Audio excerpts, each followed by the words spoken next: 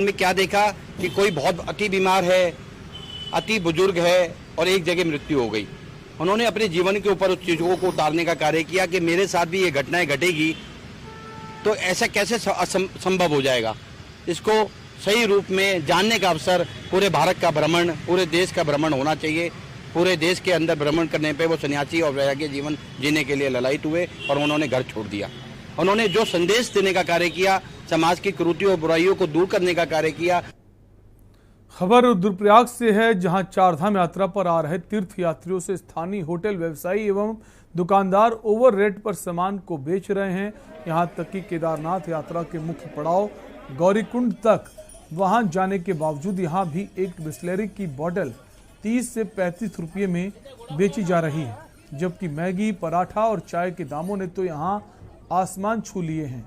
किसी भी दुकानदार ने रेट लिस्ट को चस्पा नहीं किया है और अपनी मनमर्जी से सामान को बेचा जा रहा है, जिस कारण श्रद्धालु भी खासे परेशान हैं। ऐसे में ओवर रेटिंग की मिल रही शिकायतों पर जिला प्रशासन ने कड़ा रुख अपनाते हुए व्यापारियों को सख्त हिदायत दी और ओवररेट कर रहे व्यापारियों के चालान भी काटे गए हैं।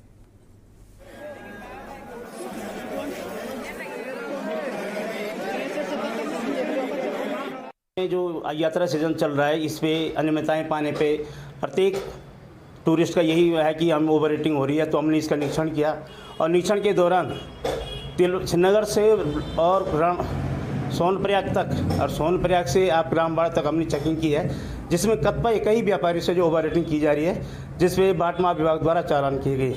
इसका फिर आगे भी हम ये कोशिश जारी रखेंगे कि बराबर टूरिस्ट को सुविधा मिले। 15 तारीख तक सोनप्रयाग से लेके और गौरीकुंड तक रामबाड़ा आदि स्थानों पर निरीक्षण किया गया। निरीक्षण के दौरान अनियमितता पाने पर व्यापारियों का चालान किया गया है। खबर नैनीताल से है। नैनीताल के बारहा पत्थर घोड़ा स्टैंड में विगत 5 मई को प्रशासन द्वारा चलाए गए अतिक्रमण विरोधी अभियान को आतंकी संगठन ISIS के साथ जोड़ते हुए एक वीडियो सोशल मीडिया में प्रसारित किया गया था।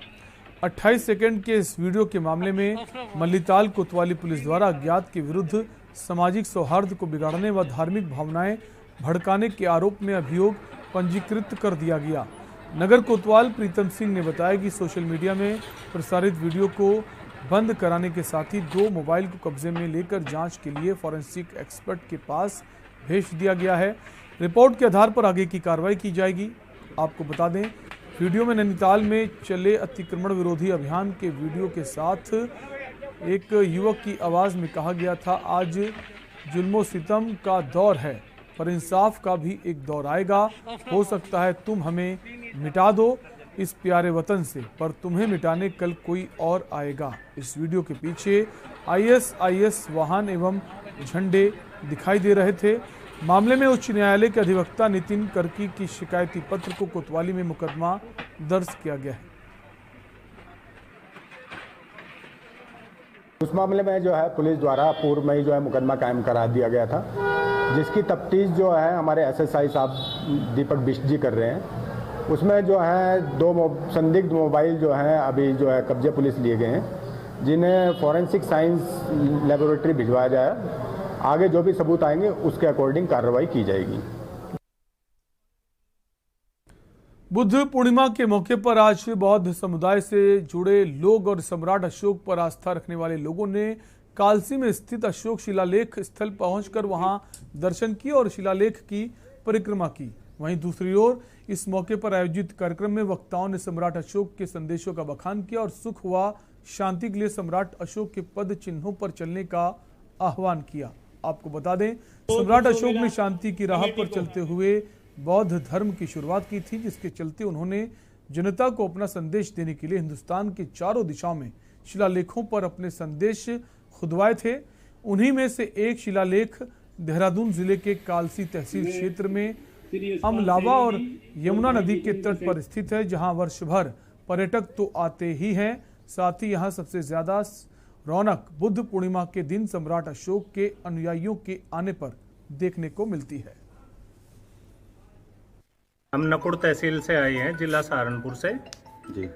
और यहाँ पर आने का उद्देश्य हमारा यही है कि हमारे समाज से सम्राट अशोक महान जो हैं वो सैनी समाज से थे और हमारे आरटीओ साहब जगदीश कुशवाहा जी, भाई रविंदर सैनी जी, कई वर्षों से हम लोग यहाँ पर लगातार आते हैं। पूरे क्षेत्र से हजारों लोग आते हैं और सबके मन में यही ध्यान होता है कि अपने समाज में जागृति आए। जिस तरह से हमारा समाज आज पिछड़ा हुआ है, जैसे पहले हमारे समाज में चक्रवर्ती सम्राट हुए हैं, आज भी हम एकजुट होकर के अपने सैनी समाज को आगे बढ़ाने का काम करें, यही मन में भाव होता है। देखिए, जैसा कि इतिहास में सभी को पता है कि राजा अशोक, पहले लड़ाई चलती रहती थी राजाओं की, तो उनके द्वारा बहुत ही हत्याएं भी हुई, लेकिन बाद में उनको एक अंतःप्रेरणा जागी कि ये युद्ध जो है बंद होना चाहिए। तो उन्होंने जगह जगह जो है अशोक ने अपनी शिलालेख बनवाया जिन पर जो है शांति का संदेश है। आज यहाँ पर जो है देहरादून जनपद में ये कालसी स्थान है जहाँ से ये पहाड़ शुरू होते हैं, वहाँ पर ये उत्तर भारत का एकमात्र अशोक के द्वारा स्थापित शिलालेख है। खबर मंगलौर से है। भले ही सरकारें हाईटेक होने की बात करती हो, लेकिन अभी भी हाईटेक टेक्नोलॉजी में हमारा सिस्टम काफ़ी पीछे है। चीज़ों को ऑनलाइन सिस्टम से जोड़ें तो दिया गया है, लेकिन ऑनलाइन सिस्टम परफेक्ट ना होने के कारण आम जन के लिए मुसीबत का सबब बनता जा रहा है। सरकारी सस्ते गल्ले को भी हाईटेक किया गया है। राशन लेने वालों को हाईटेक सिस्टम से होकर गुजरना पड़ेगा, तभी उनको सरकारी राशन मिल पाएगा। लेकिन विडंबना यह है कि सिस्टम ही बिगड़ा होने के कारण गरीब लोग झुलसा देने वाली गर्मी को झेलने को मजबूर हैं और बिना राशन के वापस लौट रहे हैं। आपको बता दें, जहां एक ओर गरीब लोगों को राशन देने के लिए सरकार करोड़ों रुपये खर्च करती है, तो वहीं दूसरी ओर खाद्य विभाग के वेबसाइट न चलने के कारण गरीब लोगों को राशन नहीं मिल पा रहा है। दरअसल फिंगरप्रिंट लेने के बाद ही राशन डीलर लोगों को राशन देते हैं, लेकिन साइट न चलने के कारण लोगों को राशन नहीं मिल पा रहा। वहीं राशन डीलर का कहना है कि खाद्य विभाग द्वारा राशन डीलरों को आदेशित किया गया है कि बिना बायोमेट्रिक के किसी भी व्यक्ति को राशन नहीं दिया जाएगा।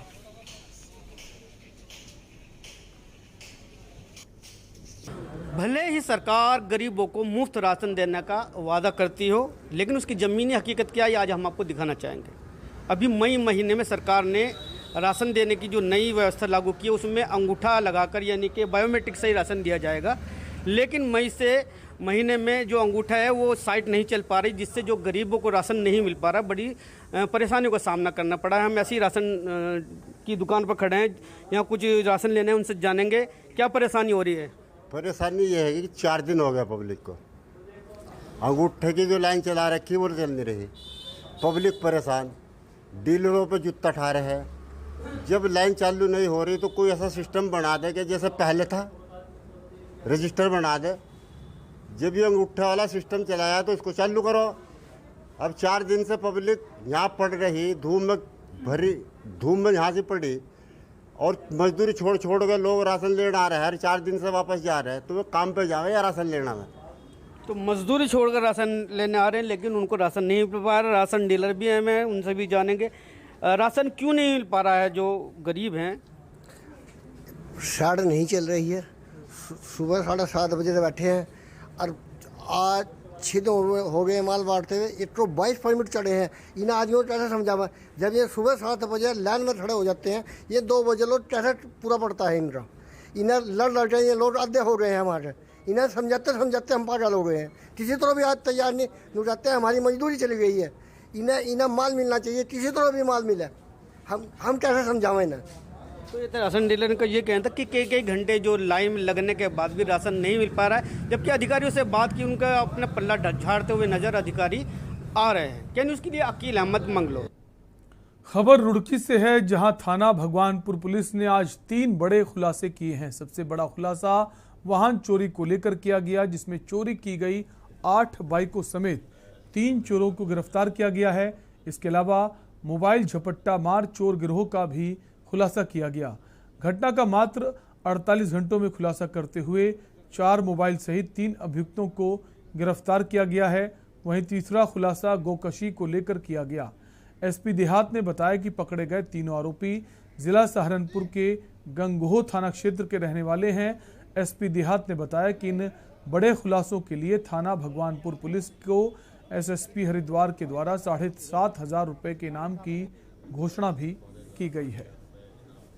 थाना भगवानपुर में पिछले कुछ समय से वाहन चोरी की घटनाएं लगातार बढ़ रही थी और उस घटनाओं पर रोकथाम के लिए टीम भी गठित की गई थी, जिसमें सीओ मंगलौर और इनके साथ इनकी टीम में एसओ भगवानपुर इनके द्वारा डेकॉय को यूज़ करते हुए आज कल जब पूछताछ की गई थी तो उसमें 2 व्यक्ति उस समय प्रकाश में आए थे जिनसे गाड़ियाँ रिकवर हुई थी। फिर हमने और पूछताछ में एक व्यक्ति और प्रकाश में आया। कुल 3 लोग इसमें पकड़े गए हैं और 8 वाहन इसमें अभी तक हम लोगों को रिकवर हुए हैं, जिसमें 2 वाहन ही इसी थाने से चोरी के हैं। बाकी गंगनहर और हरिद्वार और नागल क्षेत्र के बीच में वाहन है। कुल 8 वाहन और 3 अभी जो है इसमें पकड़े गए हैं। उनके खिलाफ आगे गैंगस्टर की कार्रवाई भी की जाएगी और जो संबंधित धारा है इसमें मुकदमे में इनको जेल भेजा जाएगा। वक्त एक ब्रेक का है, जल्द लौटेंगे। आप देख रहे हैं के न्यूज, खबरों का सारथी। उत्तराखंड दर्पण है, जहां अक्स दिखता है स्वर्ग का। प्रकृति का आकर्षण इसे देवभूमि बनाता है और यहाँ बसे लोग हर मेहमान को देवता मानते हैं। यही प्राचीन परंपरा अब पा रही है एक आधुनिक स्वरूप, होम स्टे। अब पर्यटक बहुत नजदीक से अनुभव कर पाएंगे पर्वतीय लोक संस्कृति, जीवन शैली और खान पान का। दीनदयाल उपाध्याय गृह आवास योजना। इस योजना के अंतर्गत गृह स्वामी को पूंजी और ब्याज सहायता के रूप में मदद की जाती है। Tracking traction centre home stay अनुदान योजना आरंभ की गई है। इस योजना के तहत ट्रैक मार्गों पर होम स्टे के निर्माण एवं उनकी साज सज्जा के लिए सहायता प्रदान की जाती है। उत्तराखंड में होम स्टे बुलावा देता है, विकास के एक नए युग को आमंत्रित करता है प्रकृति प्रेमी पर्यटकों और तीर्थ यात्रियों को। कुछ दिन ऐसे होते हैं when I love my job, और कुछ दिन ऐसे होते हैं कि I hate it। एक पायलट पे होता है इतना प्रेशर कि कूल रहना इज नॉट दैट इजी। पर गर्मी में घर को कूल रखना is now too easy with Summer Cool coolers. Summer Cool celebrates the release of Runway 34। आप देख रहे हैं के न्यूज, खबरों का सारथी। ब्रेक के बाद एक बार फिर आपका स्वागत है। पुलिस में भर्ती के लिए डोईवाला के एसडीआरएफ मुख्यालय जॉली ग्रांट में भर्ती प्रक्रिया चल रही है, जिसमें भर्ती होने आए तमाम युवाओं का फिजिकल टेस्ट कैमरे की निगरानी में किया जा रहा है। मुख्यालय परिसर में रोजाना 400 युवक शारीरिक परीक्षाएं दे रहे हैं, जिसमें लंबी कूद, बॉल थ्रो, चीनअप, पुशअप, सेटअप और 3 किलोमीटर लंबी दौड़ से युवाओं को गुजरना पड़ रहा है।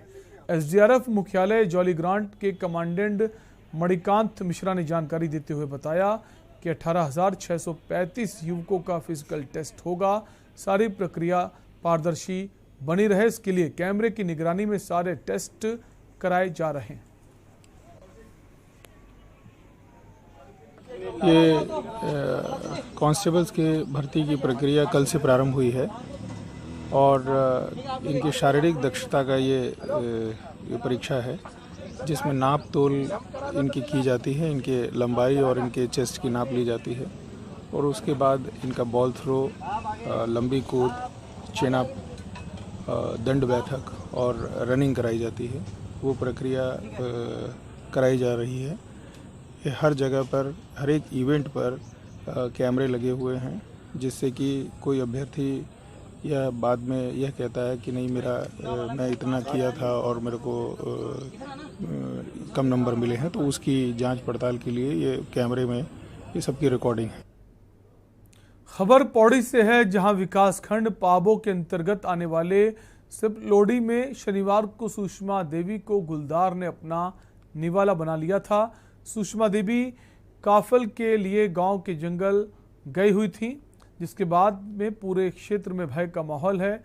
मृतक के परिजन मतवत सिंह ने बताया कि बीते दिन हुई घटना से पूरे क्षेत्र में गुलजार का जो दशा तो देखी जा रही है।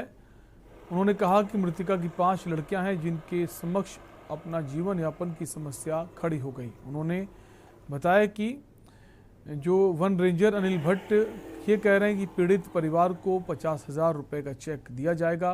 बुलदार के हमले में मारी गई सपलोड़ी निवासी महिला के परिजनों ने सरकार से मृतका के परिवार के एक सदस्य को सरकारी नौकरी देने की मांग उठाई है। गांव में स्वर्गीय श्रीमती वाइफ ऑफ हरि सिंह, जिनकी उम्र लगभग 45 साल है, ये अपने चारा पत्ती लेने के लिए कुल्ली कंपाउंड नंबर 26 में गई थी। शाम को 6:30 बजे वहाँ पर गुलदार ने इन पर हमला कर इनकी वहाँ पर दुखद मृत्यु हो गई है। घटना बड़ी दुखद है। आज कल फिर मैं जैसी सूचना मिली अपने स्टाफ के साथ में मौके पर पहुँचा और उनकी मृतदेह को हम लोगों ने यहाँ मोर्चरी में रखा और उनकी पोस्टमार्टम की कार्रवाई की जा रही है। साइट पर मैंने अपने स्टाफ को लेकर के जो है उच्च स्तर से स्वीकृति मिलने की प्रत्याशा में पिंजरे भेज दिए हैं और शाम को वहाँ पर गश्त की जाएगी और मृतक के परिवार को शाम को उनके घर में जाकर के उनको अग्रिम के रूप में 50,000 रुपये की धनराशि दी जा रही है। खबर रुद्रप्रयाग से है, जहां केदारनाथ धाम में दूर संचार व्यवस्था के लड़खड़ाने से तीर्थयात्रियों के साथ ही स्थानीय व्यापारी खासे परेशान हैं। संचार सुविधा में हो रही दिक्कतों के कारण श्रद्धालु ऑनलाइन पेमेंट नहीं करा पा रहे हैं और उन्हें पैसों के लिए यहाँ वहाँ भटकना पड़ रहा है। आपको बता दें 6 मई को केदारनाथ धाम के कपाट खुल गए थे, लेकिन अभी तक धाम में दूरसंचार व्यवस्था ठीक नहीं हो पाई है। इसके अलावा दिन के समय बिजली गायब होना आम बात हो गई है और कभी कभार रात के समय भी लाइट गुल होने से श्रद्धालु परेशान हो जाते हैं। धाम में एयरटेल, जियो व BSNL के टावर जरूर लगे हैं, मगर ये टावर अब सिर्फ शोपीस बनकर रह गए हैं। यात्रा के जो पहले दिन से ही जिस प्रकार की खामियां आ रही हैं, उससे बिजली और आपके कम्युनिकेशन की और दिक्कतें तो हैं ही। यात्रियों को पैदल मार्ग से लेकर बहुत सारी दिक्कतें हैं, लेकिन बिजली की दिक्कत जो है शुरू से ही झेलनी पड़ रही है। और पता नहीं क्यों सरकार ने पहले ही जो है प्रशासन ने कहा कि हमने पट खुलने से पूर्व जो है सारी व्यवस्थाएं चाक चौबंद कर दी हैं, लेकिन यात्रा खुलने के 8 दिन बाद भी जो है वहाँ पर अभी नॉर्मलाइज नहीं हुआ है, कम्युनिकेशन जो है स्थापित नहीं हो पा रहा। तो जो यात्रीगण जा भी रहे हैं तो वो अपने परिजनों को फिर सूचना नहीं दे पा रहे वहाँ से जाने के बाद कि वो किस हालत में हैं। मैंने गौरीकुंड से लेकर केदारनाथ तक जो 16 किलोमीटर की यात्रा का ट्रैक किया, उसमें जो है जो मेरी प्रशासन से अपील है कि जो दूर संचार की व्यवस्थाएं यहाँ पर देखने को मिल रही हैं वो बहुत ही निराशाजनक है। जैसे कि हम केदारनाथ यात्रा पे पैदल मार्ग से होते हुए गए तो हमारी उम्मीदें थी कि हम अपने नाते रिश्तेदारों को वो वीडियो के माध्यम से केदार बाबा के दर्शन कराएं। खबर चंपावत से है, जहां चालक ने बताया कि हम पूर्णागिरि से दर्शन करके वापस अपने गंतव्य स्थान फरीदपुर बरेली जा रहे थे, तभी अचानक एक वाहन को बचाने के चक्कर में हमारा वाहन अनियंत्रित होकर पेड़ से जा टकराया। वाहन में सवार यात्रियों को मामूली खरोंच आई है, साथ ही वाहन पूरी तरह से क्षतिग्रस्त हो गया।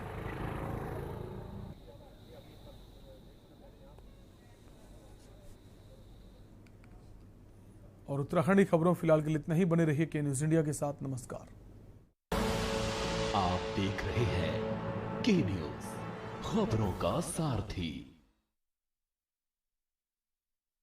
कुछ फैसले ऐसे होते हैं जिनसे संस्थान लाभान्वित होते हैं, कुछ फैसले होते हैं जिनसे कुछ खास लोग लाभान्वित होते हैं, पर कुछ फैसले ऐसे भी होते हैं जो दिल से लिए जाते हैं, उससे राज्य के नागरिक लाभान्वित होते हैं। ऐसे ही जनहितैषी फैसले भूपेश सरकार ने लिए हैं, जिनसे नागरिकों को राहत मिली है। भवन अनुज्ञा सिस्टम। भूपेश सरकार ने साल 2022 के शुरुआत में प्रदेशवासियों को सौगात देते हुए 500 वर्ग मीटर तक के आवासीय प्लॉट में निर्माण के भवन अनुज्ञा के लिए ऑनलाइन डायरेक्ट भवन अनुज्ञा सिस्टम की शुरुआत की है। अब एक सामान्य आदमी अपने घर का नक्शा पास कराने के लिए केवल एक क्लिक के माध्यम से तत्काल भवन अनुज्ञा प्राप्त कर सकता है, जिससे सिर्फ एक क्लिक पर अब लोगों को अपने मकान का नक्शा मिलने लगा है, वो भी मानवीय हस्तक्षेप और किसी कार्यालय के चक्कर लगाए बिना ही। आम आदमी न केवल जल्दी अपना मकान बना पाएगा उसे चक्कर नहीं काटने पड़ेंगे, फाइनेंस की सुविधा इजीली हो जाएगी उसके लिए, क्योंकि अनुमति उसके पास रहेगी। इसी तरह नगरीय निकायों की संपत्ति को फ्री होल्ड करने का निर्णय लिया गया है। इस फैसले से सरकार और नागरिकों दोनों को लाभ मिलेगा। एक तरफ राज्य शासन को विकास कार्यों के लिए एक मुश्त राशि मिलेगी, तो वहीं नागरिकों को जिन्हें अब तक संपत्ति लीज पर मिलती थी, उन्हें मालिकाना हक पर मिलेगी। इसके अलावा संपत्तियों को लेकर नागरिकों के द्वारा नगर निगमों और टाउन कंट्री प्लानिंग के चक्कर लगाने की समस्या को देखते हुए माननीय मुख्यमंत्री श्री भूपेश बघेल ने संपत्तियों के लेआउट का अधिकार नगर निगम को दिया है। मैं माननीय मुख्यमंत्री जी को इस योजना के लिए बहुत बहुत आभार प्रकट करता हूँ। अब नागरिकों को लेआउट के लिए 2 कार्यालयों के चक्कर नहीं लगाने पड़ेंगे, सीधे निगम से ही लेआउट पास हो जाएगा। इन जनहितैषी निर्णयों से प्रदेश के लाखों नागरिक लाभान्वित होंगे। सेवा जतन सरोकार, छत्तीसगढ़ सरकार।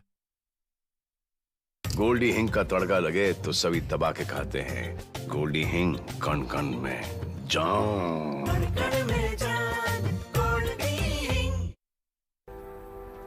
कुछ दिन ऐसे होते हैं when I love my job, और कुछ दिन ऐसे होते हैं कि आई हेट इट। एक पायलट पे होता है इतना प्रेशर कि कूल रहना इज नॉट दैट इजी।